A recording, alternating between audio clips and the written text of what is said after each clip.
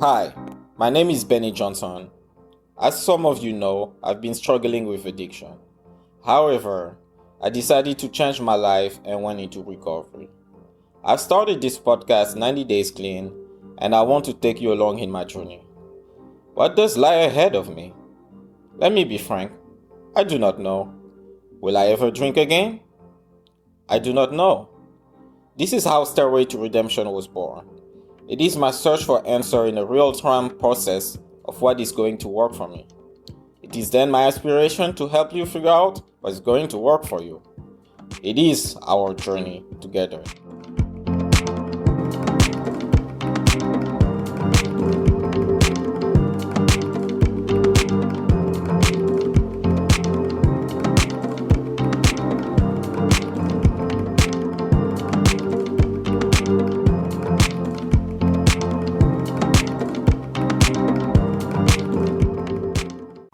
Hey guys, Benny here. Yes, this week I'm releasing a special episode for Stairway to Redemption. I started a new series on the Patreon called Addiction in Fiction.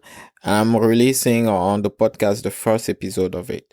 So it's a review with debate review with Rich and Katie, my good friends, of the movie Clean and Sober, released in 1988 by with starring Michael Keaton and Morgan Freeman, among other actors. I will return with a special episode for you guys next week. Please enjoy. And as usual, follow us on Instagram and please support the Patreon page. Thank you. Bye. Good morning, guys, and welcome to Stairway to Redemption. Today we have a new series called Addiction in Fiction. Addiction in Fiction is going to be a recurrent series where we'll be analyzing movies, TV shows, or books whose main theme revolves around addiction. Today, first movie is going to be Clean and Sober by that came out in 1998 with Michael Keaton, and today I'm joined by Katie and Rich, my good friends Katie and Rich. We're gonna start with a description of the movie, and we're gonna be go over and analyzing the movie by answering some questions. All right, so Clean and Sober is hotshot real estate salesman Daryl, played by Michael Keaton, has a bad cocaine habit. After embezzling his company's money, he wakes up next to a girl who overdosed. To hide from the police, he checks into a rehabilitation program guaranteeing anonymity. Under the mentorship of counselor Craig, played by Morgan Freeman, Daryl accepts that he has a substance abuse problem. As he falls in love with a fellow patient, Charlie, played by Katie Baker, Daryl begins committing to a newly sober life. Alright, so the movie was, release date August 10th, 1988. And it did 8 million at the box office. We're gonna come back to the scores and like the acclaim or critics letter. It had let's do that now. 6.7 on IMDb, 53% on Rotten Tomatoes. We're going to comment on that later. But now let's start with the first question of this critics. The overall feel. Did you like it or not? Was it realistic, triggering? We're going to start with Katie. Katie, by the way, how are you doing today? I'm good. Doing good today. So the question, did I like it? I did like it. Mm-hmm. And in terms of if it's realistic, it's funny because I actually saw this movie for the first time when I was in rehab. I was in a halfway house in Florida, and we watched it like in outpatient. And I remember thinking, like, I want to show my mom this movie because it's like a kind of a realistic depiction of rehab, or the most realistic depiction I've seen. And I said that, and this girl was like, this isn't like rehab. You don't know what you're talking about. And she made me feel stupid. But I think it is pretty realistic compared to everything else I've seen. It's just like the whole vibe of the rehab area. Okay. But I liked it. It was good. All right. What about you, Rich? Rich, how you doing, by the way? Good. I liked it. I saw that movie when I was 21. Okay. When it came out. In 1988? Yeah, Wow. I was Okay. partying then pretty hard, but I remember seeing that movie. Yeah.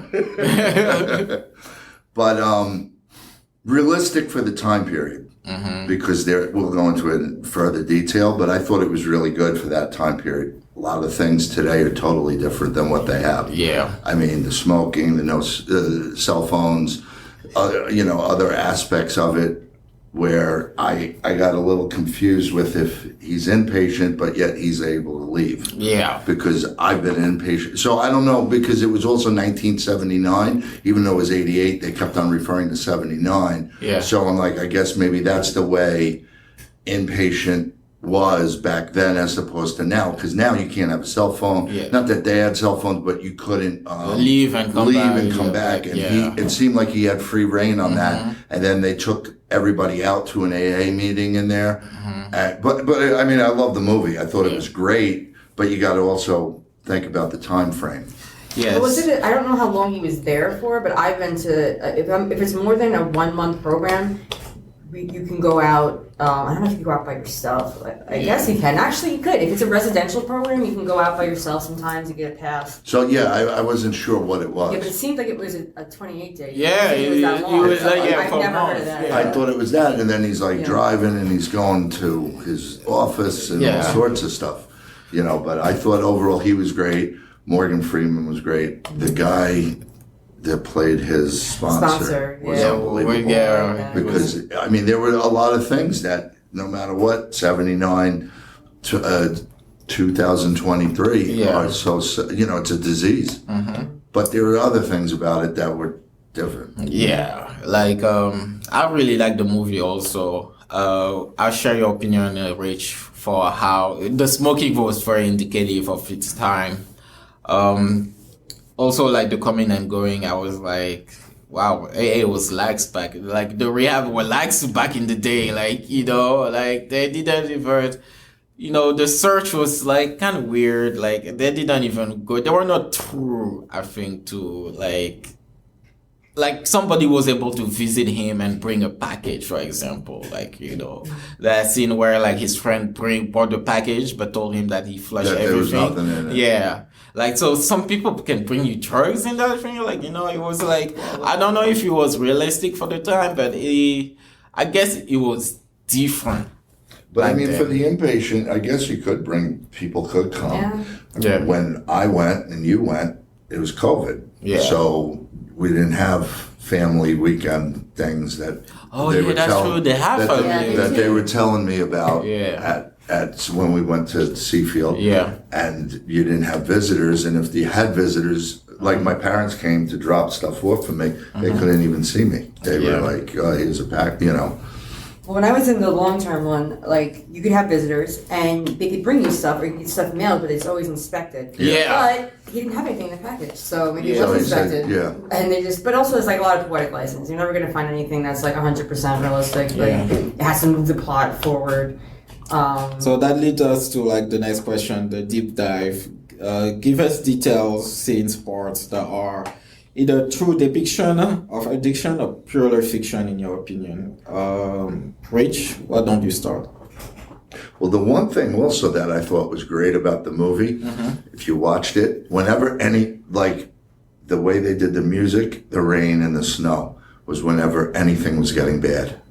If you watch the movie, like the music kind of, and then when there was like something bad going on or depressive or whatever, the rain came, then it came even more. And then when it was like, there was that scene with the snow.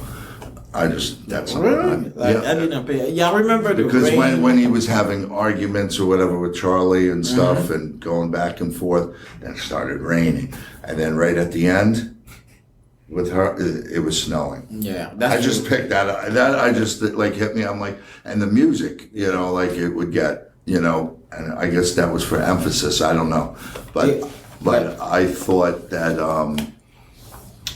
the scene, and going back to no cell phones, he's calling from his telephone. Yeah. And he calls the wrong guy, and he's like, "You want to do business?" And he called his sponsor. Sorry. And I was like, "That was funny. That was pretty, But the sponsor was great from the beginning, No, yeah. And I really thought he was portrayed it, perfectly. Yeah. And I mean, the other thing was I did watch the movie once. No, I saw it in '88. Then I watched it once, and then I watched it again with my mom. Yeah. I did the same thing. Isn't that crazy? The same exact thing. I watched it again with my mom. And I still, no matter what, I mean, my mom's 85, I'm 56. Doesn't matter, but I'm just saying, I still get freaked out when, like, anything naked or weird. like that first scene when he's, like, her butt and he's got his face on her butt. I'm like, Mom, I'm making a cup of coffee. Do you want one? Yeah. And then, and then there was the other one where they didn't really portray sex, but, they, because my mother, I asked her what she thought. Yeah. And I agreed with her. There was a lot of cursing. Yeah. I mean, my mom was like, it would have been perfect without it. Yeah. And then she's like, you think so? Perfect without the cursing? It would be way less realistic. Not but like a little bit less, not as much. But I did tell her, I said, that's the way it is. I'm like, and she was like, yeah, but she sat through it and she understood Alex that. will call you all names. And she understood that because then when I explained it that way, she was like, yeah, that's why. Because I thought it fit well with all the cursing because of what's going on. And then, that was it. She thought it was great. She loved it. But, That's funny. Like, did they have to take their clothes off? What about you, No, Kate? but just joking around. She was like, yeah, it would all fit throughout the whole, watching it and then understanding it. So. What about you, Katie? What was realistic or pure fiction? I feel like, I don't know if it's like pure fiction, but I feel like we're supposed to go through this like kind of like a transformation with him, right? And like, he's supposed to be like a better person in the end. But then when he goes in to see the people that he worked for, his bosses, he just acts kind of like entitled or something. Yeah, because in a way he's that old. is really not recovery. Yeah. He's so early in recovery. Like, Yeah. that would probably be realistic, but then we're supposed to kind of be like believing that he's transformed. And, like the fact that you did all this shit or stuff. Sorry, but see, rehab has made me so vulgar. Honestly, I used to be a little bit better, and then once I started coming here again, all I do is like drop F-bombs. It's so bad. So What the fuck, Kenneth? What the fuck, Katie? It's so realistic. All we do is curse here. It's so bad. But like, yeah, he's just there and he's just like, well, how could you guys fire me when I stole all this money and when you're not even prosecuting me? And I'm like, first of all, am I supposed to feel bad about somebody at all in this situation? Like, you're lucky. And so I don't know, maybe they were playing on that. It but was like, rationalization, I felt. Yeah. Like he was rationalizing, well, I did this, but you guys can't talk. Yeah. When he was telling to his guy, like the way he was selling those houses, like that's criminal and stuff. And he's like, look at my record.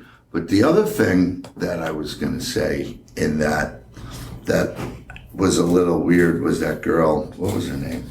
Charlie? No, Iris. Iris, the pretty one that... When he kicked her out. Yeah. And I was like, I can tell by the look in your eye. And I'm like, I don't know. Like today it's like, if you come up with a dirty talks, they give you another chance. They talk to you, or I don't know if it was stricter back then, where it's like, well, and just kicked her out. Like to me, that would be like, I think you're kicking her out to tell her to go party. Not to go party, but like go do whatever. Instead, I thought, I don't know. It depends on how everything is at that time and what they wanted to. But like. It seemed really kind of cold to just say, get out, because I could tell by the look in your eye. I'm like, I don't know. I think it had to be with the character played by Craig, by Morgan Freeman, who didn't want anyone to cheat the system. So I think it's him. Yeah, he didn't take any crap. Any shit. So like he would be like, hey, you're still getting high. You don't want to be here. Leave. I don't... Maybe he could have given them another chance, her another chance. But I like how it was... Did you get that feeling that she was going to be the love interest? But like then, I didn't see I thought him and Charlie being together. I thought the Iris would be the the girl. I guess she's more of the stereotypical, like, leading lady-looking person. Yeah, like Yeah. I thought, Yeah. yeah. I like Charlie a lot. But Charlie, I Charlie, thought yeah. was like cool. Yeah. And then the big guy, the big black guy, Yeah. That's actually when I first was like, this is very realistic. throwing whatever through Like the TV. Can I turn the channel? You know. Yeah. He just, I love how he just kept making the same noise like every day. Yeah. What he- And like yeah, that what- reminded me so much of just like there's just some guy who's annoying and makes the same noise every day. Like that when they reminded do me the of real. push-ups. Yeah, Like, like that. And then the other thing was I was confused at the time frame because they said 79, but then they had a picture of John F. Kennedy. I don't know if that was still because I grew up I was 12 years old in 79. I don't know. You know, like I would think JFK would be like the 60s. He died in 60, Yeah. you know. So I didn't get that little why they had him on unless Maybe it's to just show like this is a very old place. you know, Yeah, or whatever. probably, yeah. Because I would have thought 79, you got either Carter or Reagan, you know, Yeah. or somebody, you know, or Ford, you know, but you had JFK. Not that that's a big deal, but I was just trying to, but, Anachronisms. you know, Yeah. but Maybe the place is old and stuff. or maybe it was an old, but it was, and the one thing was that they did do where you had so much smoke and then Oh, those. and then they were joking at the one point. He's like, "Thank you for not smoking." Yeah. At the end of it, but in the AA meeting where it was just so dark and gloomy. Not that where we go is rainbows and yeah. unicorns, but I'm just saying it was just so like it was like I was like it was and I think that was for effect, but I don't know. I've been to places like that. Yeah. And you know what? In Florida, at the same time period that I saw this, they are allowed to smoke in certain movies. Yeah, they're Still, allowed to. yeah. So I've been Because to that meetings where they reminded smoke. me, because I was 21 then. I remember going to Adelphi. We were smoking. They would let us smoke in the back of the classroom. Oh, okay. That's interesting. And then 89, it was like no more. When it comes to me, the part that I think was not realistic was his attitude toward the girl that overdosed in his bed, and also we are told that she died in a hospital, and her father was looking for him. There's no consequences with like law enforcement, like he's not To he doesn't investigate, investigate nothing. The dad is not coming back, and also his character like seems to have processed that, but when Charlie has an accident, like he thinks it's his fault, but he doesn't think that it was his fault that the girl OD'd in his bed. Like he even say like, "Oh, she's the one who brought the drugs." But see, I don't know. I didn't understand that about ODing in the bed because it was like she might have been. Then he went to hide out in rehab, and then heard that the hospital. I don't know. I was a little confused. Like When did she exactly die? But I thought one thing that was cool was when he went back to his apartment and they had the sign.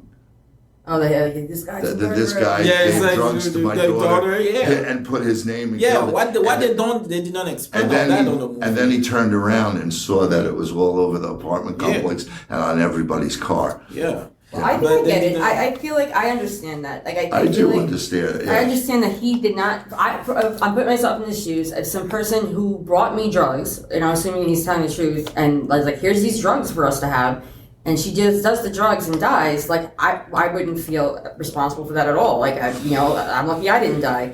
Whereas with Charlie, he's like interacting with her, pushing her, telling her to do this, telling her to do that, and I would feel I don't know if I feel responsible, but if you got to pick one situation or the other, I definitely feel more responsible for what happened to Charlie than for this girl that brought drugs and died on her own drugs.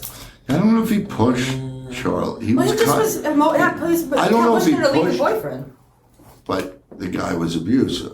Yeah, but So- still, he was pushing her, and she was clearly having like emotional distress about everything. But he wasn't like, it was weird because he was like, well, I don't know if it's me or somebody else, but I know that this guy is no good for you. Yeah. So I don't know how much he did like her, but it was all kind of weird. You know what I mean? Like and his whole thing, I mean, I don't know what he did, but, and then he was getting high and she just came out of recovery, the boyfriend. Or Yeah, whatever. he was such like that's another thing. Such like heavy hand. Like this guy sucks. Like usually it's a little bit more people are a little less black and white with that. Like this is so obvious that he was terrible. But I think my point really is that I don't understand how it's his fault that girl OD'd if she brought the drugs. Oh no, yeah. Yeah, so like I don't know why. No, I just don't feel I like how emotionally detached from his death. But then she also like, is, yeah, like- that's true because her father put all those signs up, Yeah. and it's like I don't know if he knew the truth. Because But if he like, knew my yeah. daughter brought it, then you Yeah, know. it's even probably. But Or you read it. Some people just can't accept things, and it's just so much easier to blame somebody else. and Now, next question. The actor's performance, do they sell it? Do they go over the top? What do you think about Michael Keaton's performance and others? I think that this movie would have been so much better if Michael Keaton had a haircut, because I hated his hair. the mullet or whatever. Oh man. Oh, Yeah. I mean, that was definitely 88. I don't think they were doing that No. back in 79. But I looked at all the ages of the people. Yeah. Oh, because Keaton's 71 now. He was Oh my God, 50 it makes me back feel then. so old. Or he's 36 back then. Morgan Freeman's 85. He was 50 back then. And a couple of the other people looked at their ages, and I'm like, these were like almost maybe the beginnings, not the beginning of Morgan Freeman. He was older, but you know, this was like The beginning of his career. the beginning of starting acting. You know, like and the two women, Charlie, Katie Bates, and the other one, Iris or The whatever. Iris, I She Yeah, I've was- seen her in other stuff. I've seen her in other things, and that actor who played The sponsor. Yeah, sponsor. The sponsor. Yeah.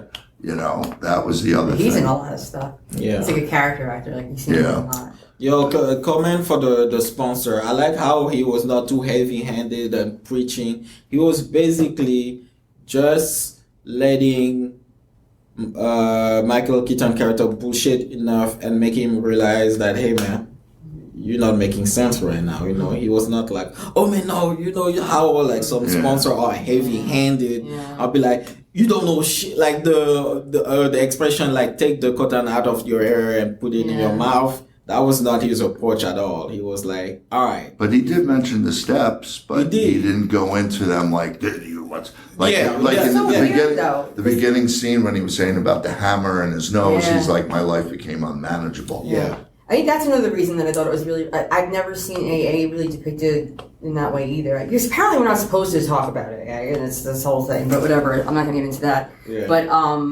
I feel like he actually was like the perfect sponsor. 'Cause he's like firm, but not like preachy. Yeah. And but that another thing that was weird to me was when he's like calling him up and he's like, listen, what you need to do is do your inventory right now. Like he's never talked about like AA or anything to this guy. And he's like, you gotta go do your fourth step right now, like in the diner. Like I get what he was saying. I was like, oh, this is gonna distract you, but like it was such like a We could see that. I think he used, not to cut you off, but used right after he was about to use. Because that was right after he had made the call to say, I want to do business. Yeah. oh he's yeah, like, yeah. he's like, I can't meet you right now. Do this instead. I'm at work, but Yeah, for do the this. next Yeah, 2 well, that was a hours, nice- yes, next 2 yeah. hours, I want you to write down your, you know, everything that you've done. I just But, don't think he was able to explain Right. it. Like I knew what he was talking about. Yeah, but yeah, he did yeah. like 10 seconds. He's like, so like, what does that mean? No, I like how he went with him to some steps, not necessarily in order, without telling him there were the steps. So it could come as organically as possible to Michael Keaton's character, to Daryl to process, you know, because some people might be like, oh, let's do our steps, and it might, you know, buckle a little bit because they don't want to hear the preachy shit. But if you can, it's like almost mixing, you know, medicine with something sweet that you want to give to your kid. Very Like, you know, yeah. And it was realistic, you know, in the beginning when he was like, he went over to the house at like 9 o'clock in the morning. It's like, you got a beer? Oh, I love that. Yeah. That reminded me so much of myself. I swear that scene where he's like talking and he's like, I need to hide out and all this other stuff, and he just shows up at his friend's house. It's like 9 o'clock in the morning. Yeah. He's like, you have another one of those beers? I feel like I've done that where it's just like so abnormal to ask somebody for another beer, another And glass of only wine or someone something. who's an alcoholic Yeah, he would, went to his would friends. understand. Yeah. God. So, You got one of those other beers? Can I Yeah. get Oh one? my God, it's so but weird. yeah, like with her, with Charlie, she was conflicted. Oh man. Believe in that guy. She said it to him. She's like, I know him for 10 years. And this is what I hear from a lot of the Oh yeah. I know. a lot of the women, a lot of the men in here that, are either in wrong relationships or whatnot. Yeah. They stay in it because, one, I'm in it. I'm not used to anything else, and I can't, and I can't go anywhere else. There's no way out. Not there. But in their mind, whoever's mind. Yeah. But I thought that was interesting. Well, I think the key there with her, and that this is what's happening with a lot of people too, is she says, "You don't even need me. He needs me. Yeah. You don't need me. Yeah. He needs me." And that gets people stuck a lot. Especially like women or codependency or something. It's like, what's he gonna do if I leave?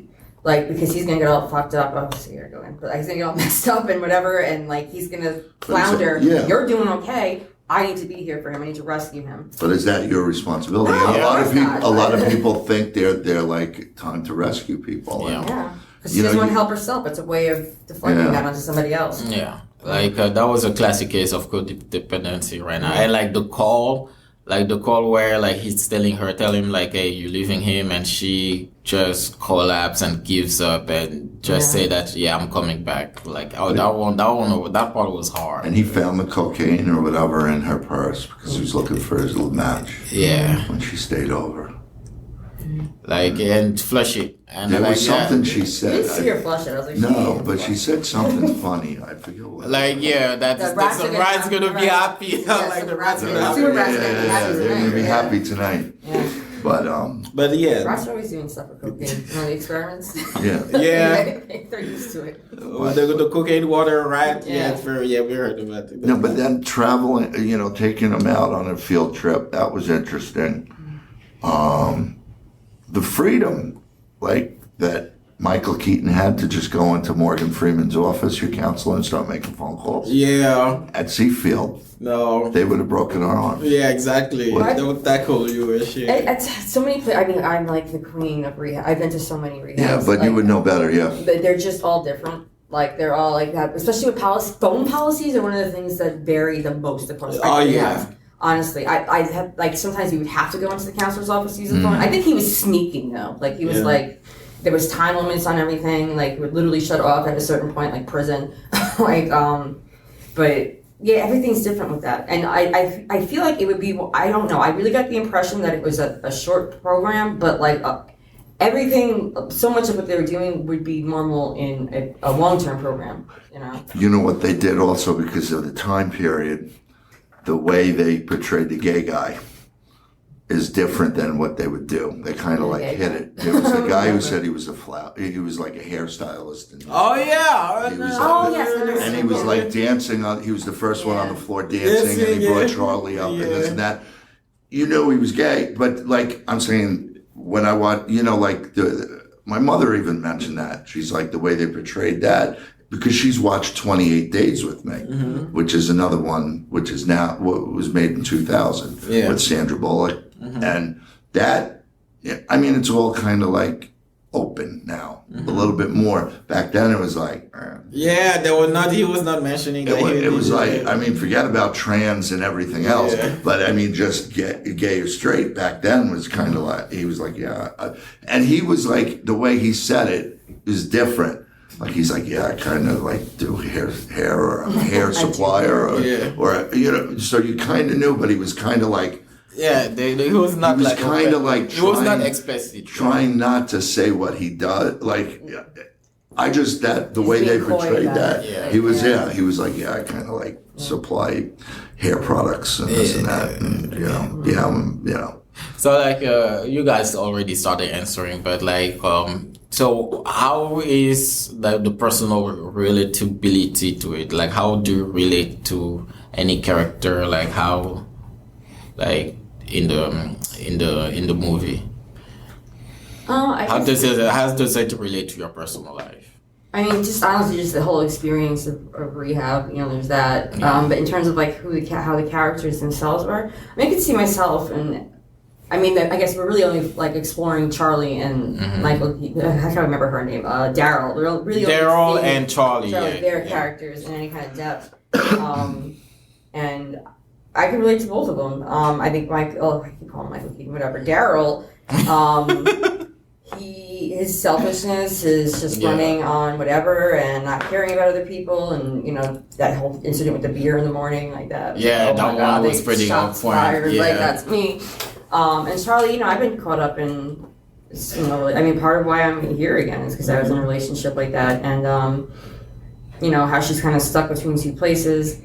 And it's because I watched it again with my mom, and the part where she gets into a car accident, my mom was really emotional, and she was like, "I'm so glad that you're back. I'm so glad that you're better." She's funny because she's like, "Could it happen to you?" Well, yeah, you lost your car a long time ago, when it got really bad. Yeah. But she was, she felt she was getting emotional because I think they were all just afraid I was gonna die. Honestly, all the time, they were just afraid I was gonna die. Yeah. And it's so. Do you think the death was a little bit too much? That she was doing a bump and that's when she got hit? What about just driving and Well, but I think the message was the drug use, and that she just didn't clean herself up. She was because she could, it would be a okay death if she, because of her emotion, he called, she just drive, doesn't pay attention and get hit, right? It didn't have to be while she's doing a bump. It's fine with me, but don't you think it's a little bit too much that it's heavy-handed? But a lot of the stuff in the movie is heavy-handed. I thought the way Daryl was portrayed was so right on,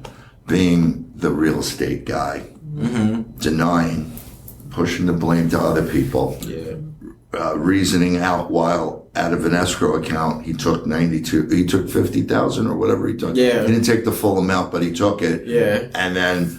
When they said, well, what you did, you embezzled. And then he was like, but, what you guys do to get a sale is different. Yeah, but still you got to blame. Water baptism. But still you got to blame yourself. Yeah. And then finally I think he came to that realization, because even when he was in rehab, he still didn't, I don't think he thought he had a problem. I think he was hiding out. Because he was still trying to get the drugs. I thought that was a weird way to start it off too. I guess most people don't go to rehab was I'm hiding from the cops in this rehab. First of all, the cops know where you are. Trust me, they know when you leave. But that was realistic. Hiding out at Seafield, there were a bunch of guys hiding out when we were there. Yeah, there were two gang members that. They're hiding from a gang. The police will know where you are. If you're checked into a rehab, they know you're there. I don't think so because they said the two guys were saying they were hiding from the cops and the gang. Yeah. The two MS-13 guys that were there. It will take a moment for them, if they. I don't think they're alerted that you're there, but no, they're not alerted. They think that you're there, they're gonna find out you're there. If they come and they're unless somebody told them you're there.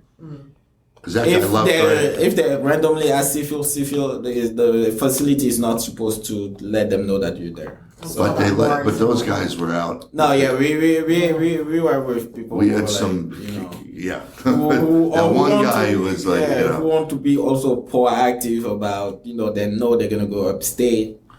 They just want to start doing. Oh yeah, that happens all the time. Yeah. But and then I thought Charlie was realistic. Yeah. About all the stuff I've seen and heard with different people that with bad relationships. That leads us to our next question. Where they're stuck. The takeaways. Is there any lesson or tool you could apply in real life and especially from that relationship between Daryl and Charlie? What would you do? I think for me, it was.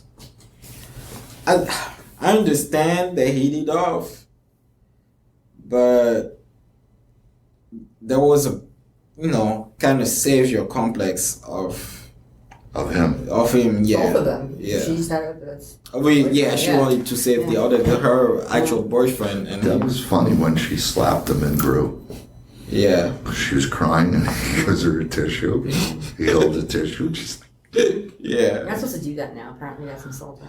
Yeah, you're not supposed to give I hate when people do that anyway. I don't know. What is it? Because it's just drawing attention to the fact that they're crying.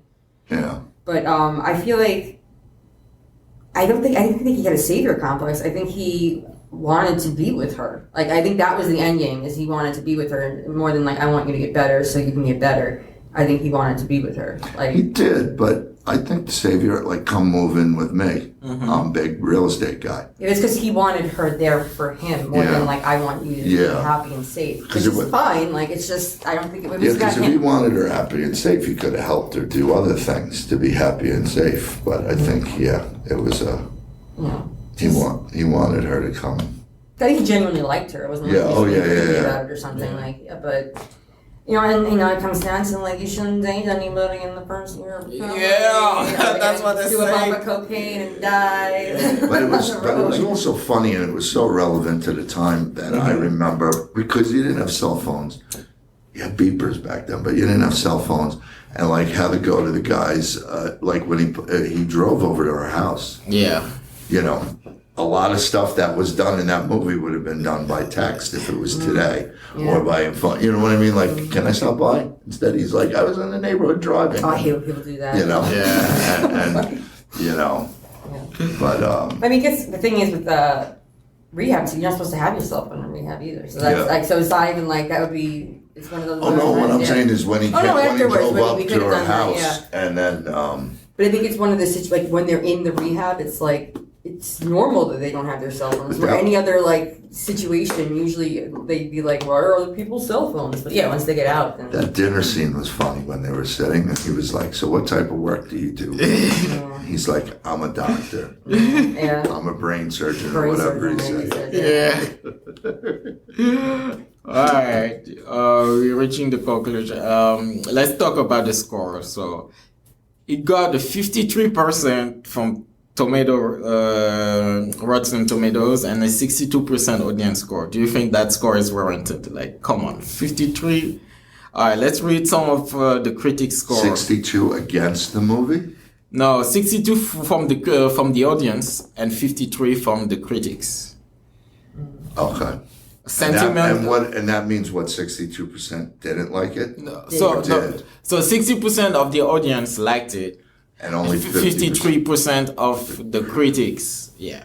And that's today or It's still today. Like that's a score, the actual score. for 2023. Yeah. There's So no way to find out. you can see the review dates here. So The like critics are probably more accurate to the time period because why would they be reviewing it now? no, the critics okay, let me so I'm looking at But critics do we that are have like any? from Do we have 2022. anything when it came out? What the Can I'm gonna reviews try were back is that in the oldest 88? critics? Okay, so let's listen to Roger Ebert, like the Okay. famous, yeah. One of the strengths Michael Keaton brings to Clean and Sober is his wild, tumultuous energy, which makes his character seem less like a victim than like an accident causing itself to happen. Oh, I like that terminology. An accident causing itself to happen. I feel like that's exactly how I could describe a lot of my life. Yeah. Wow, Roger Ebert. So, and him was fresh. His review was fresh. Some of those. Well, I think that I can understand why a lot of critics probably could see fault in it because we mentioned a couple of times how it's a little heavy-handed. Yeah, like so one Yeah. person says sentimental ending, too many sentiments. Too many sentiments. Yeah, sentimental ending. Yeah, the ending was a little bit heavy-handed, like Yeah. especially the fact that I think like while she does a bump, that's when she get hit. Like, and then what the headlights going away? yeah, like leaving a meeting. But the other thing is time period. That's I mean I know I've said it like a million times, but I don't know if they treated it like a disease back then. Right now it's a disease and it's on the forefront, and you got more people not hiding about I'm an alcoholic. And also the 80s, like or I'm a drug addict or an alcoholic or whatever. I think a lot more people are more open about their problems and talk about it instead of just It's brushing like that it. in general, like with everything. Yeah. Not even And just- instead of, brushing it underneath the rug. And I know that. I mean, I'm thinking about the other one I watched. We should watch that one next, 28 Days. yeah, we definitely Because that's in rehab. That's a whole nother thing of. don't same spoil thing. it. No, Yeah, but I'm no. saying that's a whole nother thing of going into rehab. Right, yeah. Where it's like, and that I think would be a really good thing to see back then and then 2000. Definitely. Yeah, Katie. What was the question? About critics or something? Is that what Yeah, it was? like, you know, was it warranted, the score? I think that, I mean, I would, you know, if I had to give it like an out of 10 rating, I'd probably give it like a 7. Okay. So I guess I'm kind of along the lines as the people that watched it.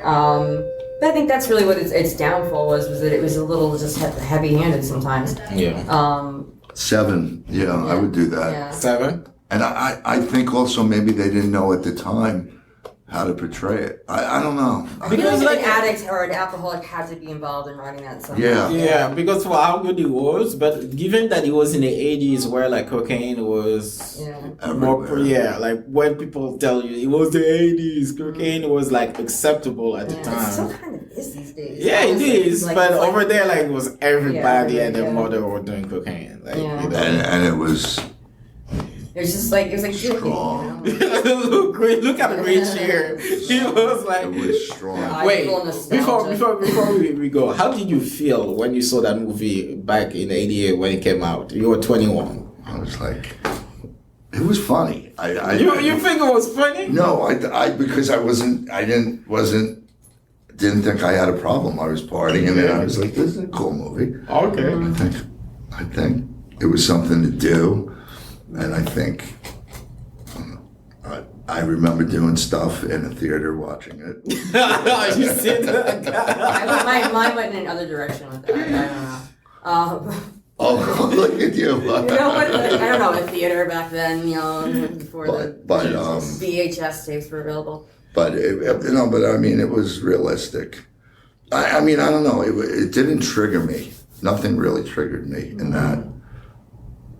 But yeah, it was funny. I feel like we're like, it's heavy-handed. Like, I feel like we should have known going into the movie it was going to be heavy-handed because it's Yeah. literally called Clean and Sober. Yeah. Like, what, like, Yeah. like what? Like, it sounds like a documentary title or something.